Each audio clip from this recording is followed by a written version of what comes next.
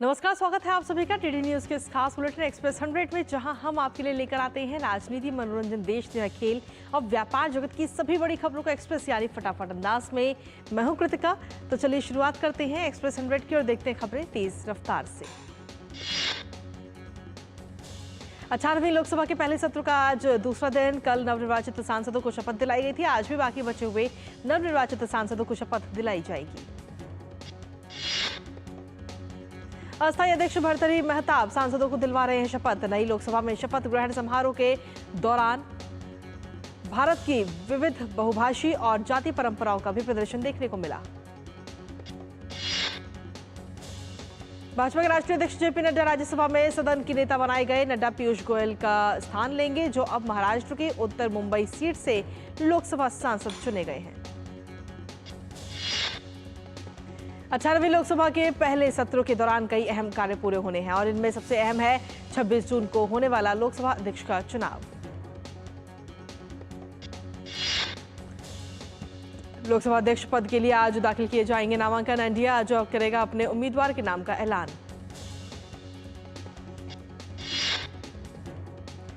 राष्ट्रपति बृहस्पतिवार को संसद के दोनों सदनों की संयुक्त बैठक को संबोधित करेंगी। राज्यसभा का सत्र भी बृहस्पतिवार से ही शुरू होगा। संसद का ये सत्र आगामी 3 जुलाई को संपन्न हो जाएगा। केरल और महाराष्ट्र की 4 राज्यसभा सीटों पर आज चुनाव होगा। इनमें केरल में 3 सीट और महाराष्ट्र में 1 सीट के लिए मतदान होना है। केरल से भाकपा के बिनॉय विश्वम, माकपा के इलामारम करीम और केरल कांग्रेस के प्रमुख जोस के मणि का राज्यसभा कार्यकाल 1 जुलाई को समाप्त हो रहा है और इन तीनों सीटों के लिए चुनाव होना है। वहीं प्रफुल्ल पटेल के इस्तीफे के बाद महाराष्ट्र की 1 राज्यसभा सीट के लिए उपचुनाव होना है। निर्धारित प्रक्रिया के अनुसार मतदान के 1 घंटे बाद मतों की गणना होगी। महाराष्ट्र विधान परिषद की 11 सीटों पर चुनाव के लिए आज नामांकन की प्रक्रिया शुरू होगी। आज से लेकर 2 जुलाई तक उम्मीदवार कर सकते हैं नामांकन। नामांकन वापस लेने की अंतिम तारीख 5 जुलाई है, तो वहीं 2 जुलाई को सुबह 9 बजे से शाम 4 बजे तक मतदान होगा और उसी शाम चुनाव नतीजे भी आ जाएंगे। देश में आपातकाल लगाए जाने के आज 50 साल पूरे हो चुके हैं। साल 1975 में आज ही के दिन तत्कालीन इंदिरा गांधी सरकार ने नागरिकों के मौलिक अधिकारों को भी समाप्त करते हुए पूरे देश में आपातकाल लागू कर दिया था। आपातकाल के खिलाफ भारतीय जनता पार्टी आज राष्ट्रव्यापी कार्यक्रम की शुरुआत करेगी। भाजपा अध्यक्ष जेपी नड्डा आज नई दिल्ली स्थित पार्टी मुख्यालय में लोकतंत्र के काले दिन शीर्षक से मुख्य कार्यक्रम को संबोधित करेंगे। राष्ट्रीय राजधानी में जल संकट को लेकर 21 जून को अनिश्चितकालीन भूख हड़ताल पर बैठी दिल्ली के जल मंत्री आतिशी की तबीयत बिगड़ी। एलएनजेपी अस्पताल में किया गया भर्ती। दिल्ली वासियों को जल संकट से नहीं मिल रही है निजात। मयूर विहार और ओखला समेत तमाम इलाकों में टैंकरों की मदद से लोगों तक की जा रही है जलापूर्ति। तमिलनाडु में जहरीली शराब से अब तक 58 से ज्यादा लोगों की मौत। भारतीय जनता पार्टी ने इस घटना पर विपक्षी गठबंधन के नेताओं की चुप्पी पर उठाए सवाल। तमिलनाडु भाजपा अध्यक्ष के अन्नामलाई और अन्य भाजपा नेताओं के तमिलनाडु के राज्यपाल आर.एन. रवि से मुलाकात कर कलाकुरिची अवैध शराब मामले में सीबीआई जांच की मांग की। तमिलनाडु के कलाकुरिची में जहरीली शराब से मौत मामले को लेकर एआईएडीएमके ने राज्य की स्टालिन सरकार के खिलाफ मोर्चा खोल दिया है। अन्ना द्रमुक ने चेन्नई में राज्य सरकार के खिलाफ जमकर प्रदर्शन किया। कर्नाटक में एक बार फिर से 1 से अधिक उप मुख्यमंत्री बनाने की मांग उठने लगी है। कर्नाटक के मंत्री और कांग्रेस नेता के.एन. राजन्ना ने राज्य में 1 से अधिक उप मुख्यमंत्री की मांग की है। के.एन. राजन्ना ने कहा कि कई मंत्रियों का मानना है कि कांग्रेस पार्टी का समर्थन करने वाले कई समुदायों को उप मुख्यमंत्री पद पर देना चाहिए प्रतिनिधित्व। हालांकि राजन्ना ने खुद को इस रेस से बाहर बताया। पशुपालन और डेयरी विभाग 21वीं पशुधन गणना के लिए आज नई दिल्ली स्थित विज्ञान भवन में एक रणनीतिक कार्यशाला का आयोजन करेगा। केंद्रीय मंत्री राजीव रंजन सिंह कार्यशाला का उद्घाटन करेंगे। प्रतिभागियों को उच्च गुणवत्ता वाले आंकड़ों का संग्रह सुनिश्चित करने के लिए डेटा मिलान रणनीतियों पर प्रशिक्षित किया जाएगा और विभिन्न पंजीकृत नस्लों से परिचित कराया जाएगा। सरकार ने डायरिया रोको अभियान 2024 का शुभारंभ किया। स्वास्थ्य मंत्री जेपी नड्डा ने अभियान की शुरुआत की। राज्य मंत्री अनुप्रिया पटेल और प्रताप राव गणपत राव जाधव भी इस दौरान मौजूद रहे। डायरिया रोको अभियान 1 जुलाई से शुरू होकर 31 अगस्त तक चलेगा। डायरिया से 5 साल से कम उम्र के बच्चे होते हैं अधिक प्रभावित। यूपी के प्रयागराज में अगले साल होने वाले महाकुंभ के आयोजन की तैयारियों की समीक्षा के लिए मुख्यमंत्री योगी आदित्यनाथ ने एक समीक्षा बैठक की है। योगी आदित्यनाथ ने महाकुंभ के दौरान स्वच्छता, सुविधा और सुरक्षा के उच्च मानक स्थापित करने के लिए हर संभव प्रयास करने के निर्देश दिए हैं। बैठक में पुलिस और प्रशासन के तमाम आला अधिकारी भी शामिल हुए। अगले साल 13 जनवरी से 26 फरवरी तक प्रयागराज में महाकुंभ प्रस्तावित है। साल 2019 में मेला क्षेत्र जहां 3,200 हेक्टेयर में फैला था, तो वहीं इस बार 4,000 हेक्टेयर से अधिक क्षेत्रफल में ये मेला क्षेत्र होगा। आबकारी नीति मामले में जेल में बंद दिल्ली के मुख्यमंत्री अरविंद केजरीवाल की जमानत पर दिल्ली हाईकोर्ट आज अहम फैसला सुनाएगा। राउस एवेन्यू कोर्ट ने बीते गुरुवार को अरविंद केजरीवाल को जमानत दे दी थी, लेकिन ईडी द्वारा हाईकोर्ट का दरवाजा खटखटाने के बाद उच्च न्यायालय ने निचली अदालत के फैसले पर रोक लगा दी थी।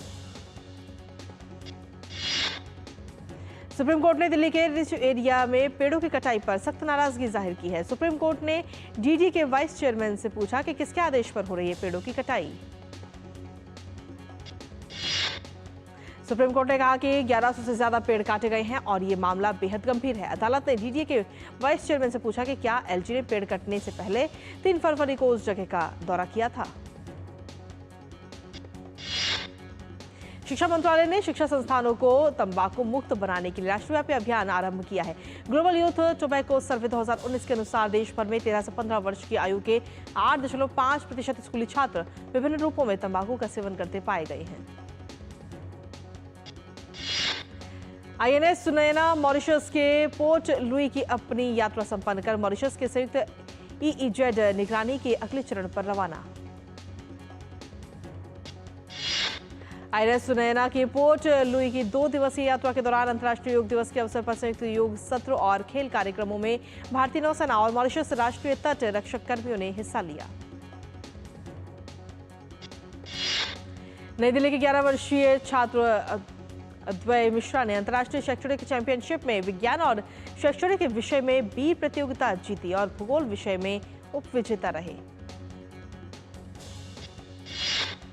अद्वैय लगातार 3 वर्ष से एशियाई विज्ञान बी चैंपियन बने हुए हैं। साथ ही अकादमिक बी चैंपियनशिप में ये उनकी लगातार दूसरी जीत है। अद्वैय वर्तमान में 8वीं कक्षा के छात्र हैं। दिल्ली समेत उत्तर भारत के कई राज्यों में बारिश के कारण गर्मी से मिली राहत। मौसम विभाग ने गुजरात, मध्य प्रदेश, झारखंड, बिहार, यूपी, दिल्ली समेत कई राज्यों में आज बारिश की संभावना जताई। मौसम विभाग के अनुसार अगले 3 से 4 दिन के दौरान गुजरात, मध्य प्रदेश, उत्तर प्रदेश और उत्तराखंड के कुछ क्षेत्रों में दक्षिण पश्चिम मानसून के आगे बढ़ने के लिए परिस्थितियां अनुकूल हैं। मौसम वैज्ञानिकों ने अगले 5 दिन में पश्चिमी तट पर तेज से बहुत तेज बारिश का भी पूर्वानुमान जताया है। 28 जून तक उप हिमालय पश्चिम बंगाल और सिक्किम, असम, मेघालय और अरुणाचल प्रदेश में मूसलाधार बारिश हो सकती है। इसी बीच पंजाब और पश्चिमी राजस्थान के कई हिस्सों, हरियाणा के कुछ हिस्सों, चंडीगढ़, दिल्ली, पूर्वी राजस्थान, पूर्वी उत्तर प्रदेश और बिहार के अलग अलग इलाकों में अधिकतम तापमान 40 से 43 डिग्री सेल्सियस के बीच रहा।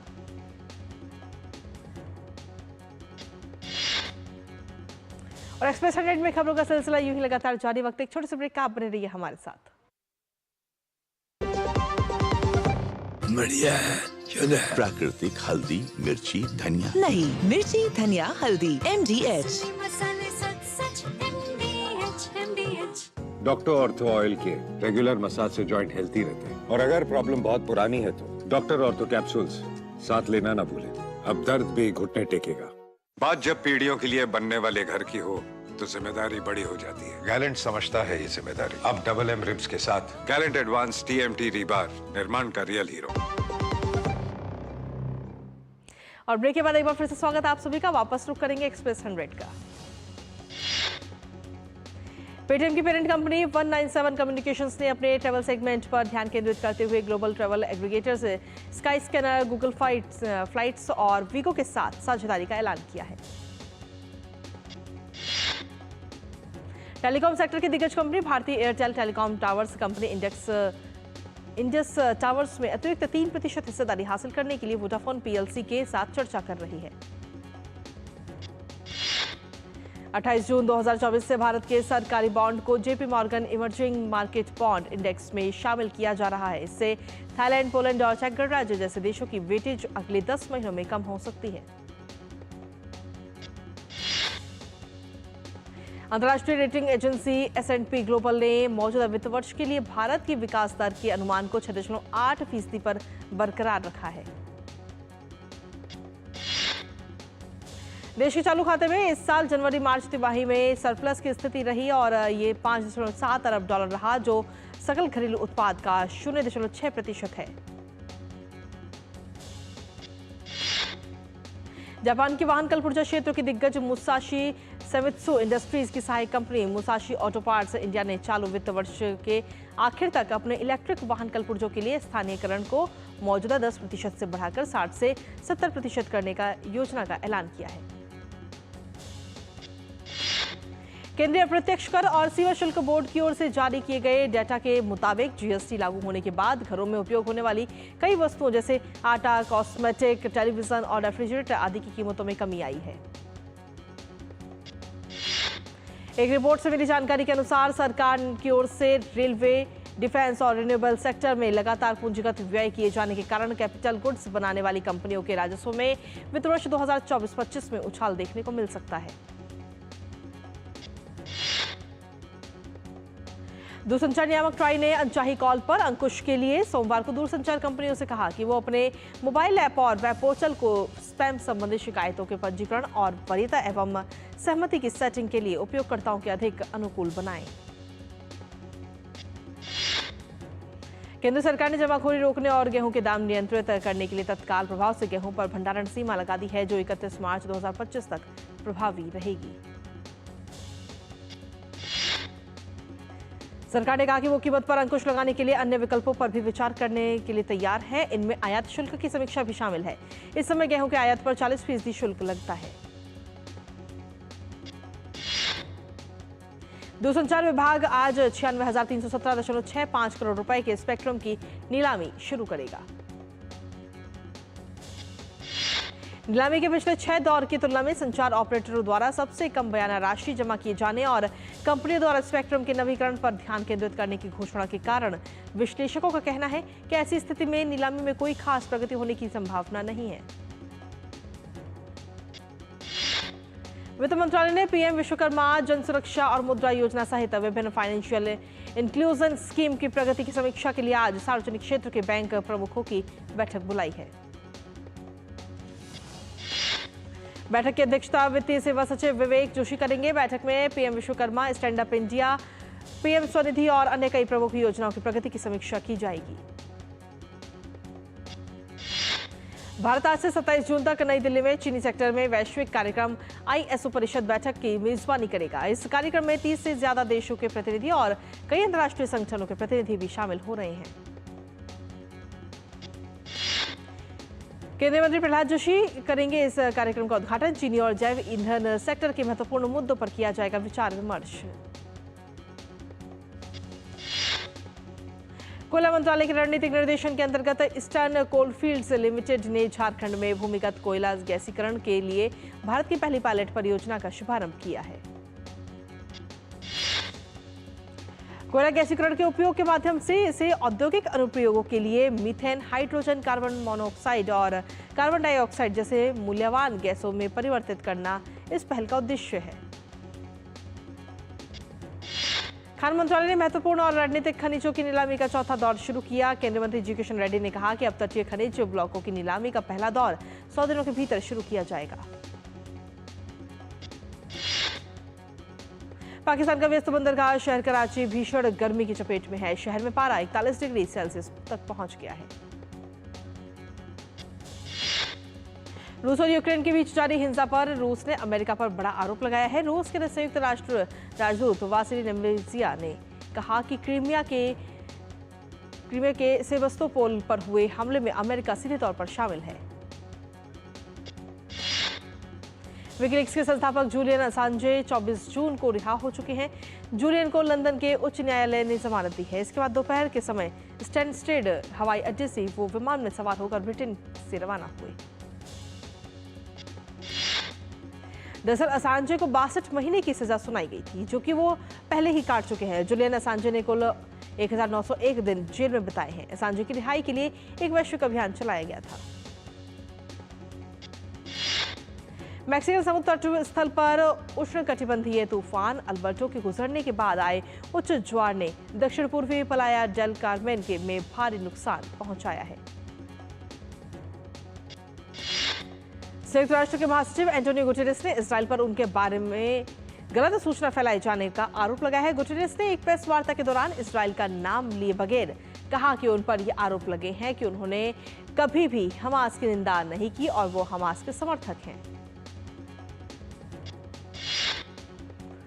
हमास के साथ चल रहे युद्ध के बीच इजराइल के प्रधानमंत्री बेंजामिन नेतन्याहू ने कहा कि गजा में बंधकों की वापसी के लिए वो आंशिक समझौते के बदले लड़ाई रोकने को तैयार हैं। इजरायली प्रधानमंत्री ने साफ किया कि गजा में स्थायी युद्ध विराम के लिए कोई समझौता नहीं किया जाएगा। इजराइल लेबनान के हिजबुल्लाह के साथ पूर्ण रूप से युद्ध के लिए तैयार है। उन्होंने कहा कि जल्द ही देश की उत्तरी सीमा पर सेना की अतिरिक्त टुकड़ियां भेजी जाएंगी, जिनमें हमलावर दस्ते भी शामिल होंगे। अमेरिका के विदेश मंत्री एंटनी ब्लिंकन ने इजराइल के रक्षा मंत्री योव गैलेंट के साथ बैठक की। बैठक में ब्लिंकन ने इजराइल से लेबनान में और अधिक तनाव से बचने का आह्वान किया है। बैठक में गजा में बंधकों को मुक्त करने के लिए एक समझौते पर पहुंचने के प्रयासों पर भी चर्चा हुई है। 2 घंटे तक चली इस बैठक में ब्लिंकन ने इजराइल और हमास के बीच संभावित समझौते पर कूटनीतिक चर्चा की।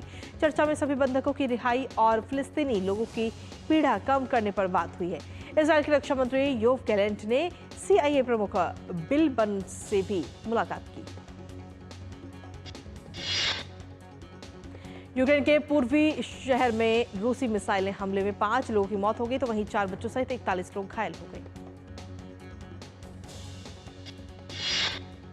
अमेरिका के साउथ डकोटा में आई बाढ़ में व्यापक क्षति हुई है। साउथ डकोटा की गवर्नर क्रिस्टी नोएम ने कहा कि साउथ डकोटा में आई बाढ़ के बाद काफी नुकसान हुआ है। यूरोपीय संघ के प्रमुख राजनयिक जोसेफ बोरेल ने कहा कि संघ के विदेश मंत्री ने यूक्रेन को हथियार और अन्य सहायता देने के लिए जब्त रूसी परिसंपत्तियों से मिलने वाले धन के उपयोग के लिए एक कानूनी ढांचे पर सहमति जताई है। ICC T20 विश्व कप में अफगानिस्तान ने बांग्लादेश के सामने 116 रनों का लक्ष्य रखा। जवाब में बांग्लादेश की टीम ने भारत ने T20 विश्व कप के सेमीफाइनल में अपना स्थान बना लिया है। अंतिम सुपर 8 के मुकाबले में भारत ने ऑस्ट्रेलिया को 24 रनों से हराने में सफलता पाई। सेमीफाइनल में भारत का सामना इंग्लैंड से होगा। भारत ने पहले बल्लेबाजी करते हुए 5 विकेट पर 205 रन बनाए। कप्तान रोहित शर्मा ने 41 गेंदों पर 92 रन की विस्फोटक पारी खेली। T20 विश्व कप 2024 के बीच BCCI ने जिम्बाब्वे दौरे के लिए भारतीय टीम की घोषणा कर दी है। सीरीज में शुभमन गिल टीम इंडिया का नेतृत्व करते नजर आएंगे। भारत और जिम्बाब्वे के बीच 5 मैचों की T20 सीरीज का आगाज 6 जुलाई से होगा। आखिरी मुकाबला 14 जुलाई को खेला जाएगा। पिछले 12 साल में पहली बार भारत ओलंपिक में पूरा 6 सदस्यीय दल भेजेगा, जो पेरिस ओलंपिक में सभी 5 वर्गों में हिस्सा ले सकेगा। अनुभवी तीरंदाज तरुणदीप रॉय और दीपिका कुमारी रिकॉर्ड चौथी बार ओलंपिक में चुनौती पेश करेंगी। पुरुष टीम में तरुणदीप राय, धीरज बोमदेवरा और प्रणवीर जाधव को रखा गया है, तो वहीं महिला टीम में दीपिका कुमारी, भजन कौर और अंकिता भगत शामिल हैं। और इसी बीच एक्सप्रेस 100 में वक्त एक छोटे से ब्रेक का, आप बने रहिए हमारे साथ।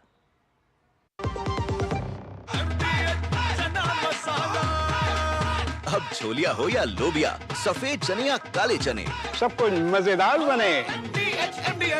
बात जब पीढ़ियों के लिए बनने वाले घर की हो, तो जिम्मेदारी बड़ी हो जाती है। गैलेंट समझता है ये जिम्मेदारी। अब डबल एम रिब्स के साथ गैलेंट एडवांस TMT रीबार, निर्माण का रियल हीरो। और ब्रेक के बाद एक बार फिर से स्वागत आप सभी का। वापस रुक करेंगे एक्सप्रेस 100 का। भारतीय गोल्फर अदिति अशोक और दीक्षा डागर ने सोमवार को विश्व रैंकिंग के आधार पर पेरिस ओलंपिक के टिकट हासिल कर लिए हैं। ऋषभ जॉली और गायत्री गोपीचंद की महिला युगल जोड़ी अमेरिकी ओपन BWF विश्व टूर बैडमिंटन टूर्नामेंट में भारतीय चुनौती की अगुवाई करेगी।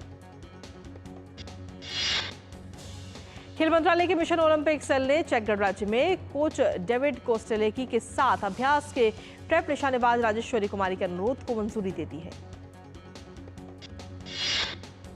इटली ने यूरो कप के नॉकआउट दौर में अपनी जगह बना ली है। ग्रुप बी के एक रोमांचक मुकाबले में इटली ने दूसरे हाफ के अतिरिक्त समय में गोल करके क्रोएशिया के खिलाफ मुकाबला 1-1 से ड्रॉ कराने में सफलता पाई। इस ड्रॉ के साथ ही इटली ने ग्रुप बी में स्पेन के बाद 4 अंक के साथ दूसरा स्थान हासिल करते हुए अंतिम 16 में प्रवेश किया है। ग्रुप बी के एक अन्य मुकाबले में स्पेन ने अपने अजेय सिलसिले को बरकरार रखते हुए नॉकआउट दौर में प्रवेश किया। स्पेन ने अल्बानिया को 1-0 से हराकर ग्रुप में लगातार तीसरी जीत हासिल की है। यूरो कप में आज 2 मुकाबले खेले जाएंगे। ग्रुप सी में इंग्लैंड का सामना स्लोवेनिया से होगा। ग्रुप सी के एक अन्य मुकाबले डेनमार्क और सर्बिया की टीमें आमने सामने होंगी। दोनों टीमों का इरादा इस मैच को बड़े अंतर से जीतकर नॉकआउट दौर में स्थान बनाने का होगा। रिलायंस फाउंडेशन के फाउंडर और चेयरपर्सन नीता अंबानी सोमवार को वाराणसी पहुंची। उन्होंने बाबा विश्वनाथ के चरणों में अपने बेटे अनंत अंबानी और होने वाली बहू राधिका मर्चेंट की शादी का निमंत्रण रखा। नीता अंबानी ने बताया कि वो खुद को काफी सौभाग्यशाली मानती है कि उन्हें वाराणसी और काशी विश्वनाथ मंदिर आने का मौका मिला। फिल्म भूल भुलैया 3 इसी साल दिवाली के मौके पर रिलीज होने वाली है। फैंस को फिल्म का बेसब्री से इंतजार। फिल्म कल की 2898 AD में प्रभास, दीपिका पादुकोण, अमिताभ बच्चन और कमल हासन अहम रोल में नजर आएंगे। फिल्म 27 जून को सिनेमाघरों में रिलीज होगी। अक्षय कुमार की आगामी film Sarfira captain GR Gopinath पर आधारित है। फिल्म स्त्री 2 में श्रद्धा कपूर और राजकुमार राव फिर से साथ नजर आएंगे। ये फिल्म 15 अगस्त को रिलीज होगी। ताहिरा की आगामी फिल्म शर्मा जी की बेटी 28 जून को अमेजॉन पर प्रीमियर होने वाली है। इस फिल्म में साक्षी तन्वर, सयामी खैर जैसी एक्ट्रेसेस मौजूद हैं। करण जौहर ने अपनी अपकमिंग फिल्म किल का ऐलान कर चुके हैं। इस फिल्म में अभिनेता लक्ष्य लालवानी एक्शन अवतार में नजर आने वाले हैं। एक्ट्रेस कृतिका कामरा जल्द ही नागराज मंजुले की मटका किंग में नजर आने वाली हैं। इस सीरीज में वो मशहूर एक्टर विजय वर्मा के साथ स्क्रीन शेयर करेंगी। जानवी कपूर की आगामी फिल्म उलझ की रिलीज तारीख का खुलासा किया गया। ये फिल्म 2 अगस्त को सिनेमाघरों में दस्तक देगी। बॉलीवुड फिल्मकार Ramesh Taurani superhit film soldier का सीक्वल बनाने की कर रहे हैं तैयारी।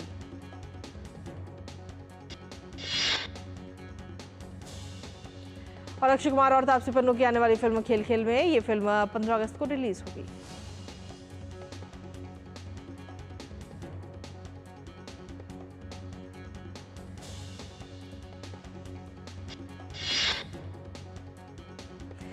और इसी के साथ में एक्सप्रेस 100 में इतना ही। नमस्कार।